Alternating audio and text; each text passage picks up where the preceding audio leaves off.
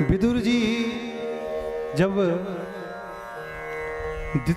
धृतराष्ट्र जी के सन्मुख जाते हैं और उन्हें समझाने का प्रयास करते हैं कि हे राजन, ये जो आपका पुत्र है दुर्योधन, ये इस कुल पर कलंक बना हुआ है। राजन, समझदारी तो यही है कि इन किन प्रकारेण दुर्योधन को समझाया जाए कि ये जो महाभारत का युद्ध है इसे किसी प्रकार से रोका जाए। क्योंकि बंधुओं, अगर गांव में कोई एक व्यक्ति दुष्ट है तो उसको गांव से अलग करना चाहिए।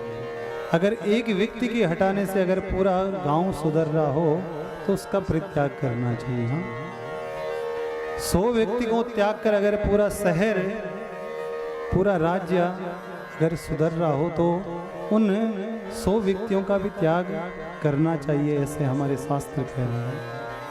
और परिवार का एक व्यक्ति अगर दुष्ट है, दुष्ट प्रवृत्ति का है, उसके कारण अगर घर में क्लेश बना हुआ है तो उसका परित्याग करना चाहिए। और बंधुओं, घरों में अक्सर देखा जाता है कि पूरे परिवार में एक दुर्योधन निकलता है कोई। हाँ,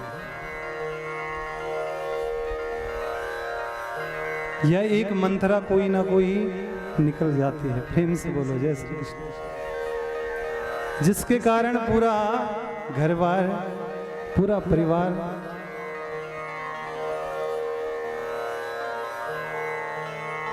अलग हो जाता है। इसलिए बंधुओं, कहने का अभिप्राय है कि परिवार में अगर एक दुष्ट व्यक्ति है तो उसका त्याग कर लीजिए। और त्याग करने का भी भाव अलग प्रकार का है, ऐसा नहीं कि उसको घर से अलग कर दो। बंधुओं, माँ सती का प्रसंग आप लोगों ने श्रवण करा था। जब एक बार सती को शंका हो गई थी, जब राम और लक्ष्मण सीता की खोज में वन को निकले थे तो शंका हुई थी कि ये साधारण से मानुष भगवान कैसे हो सकते हैं।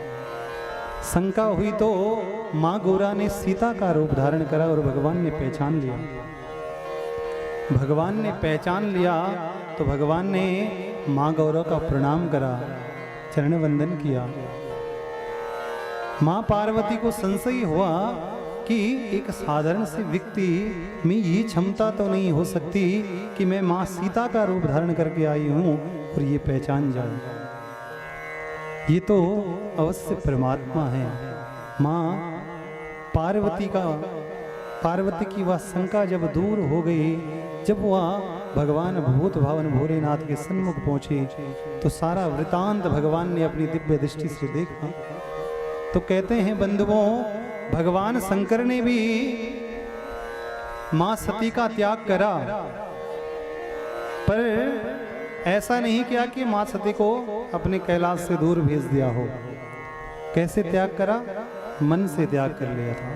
संकल्प ले लिया था कि जिस स्त्री ने मेरे माँ का रूप बना दिया है, जानकी का रूप जिसने धारण कर लिया है, उसको मैं पत्नी भाव से कैसे देख सकता हूँ।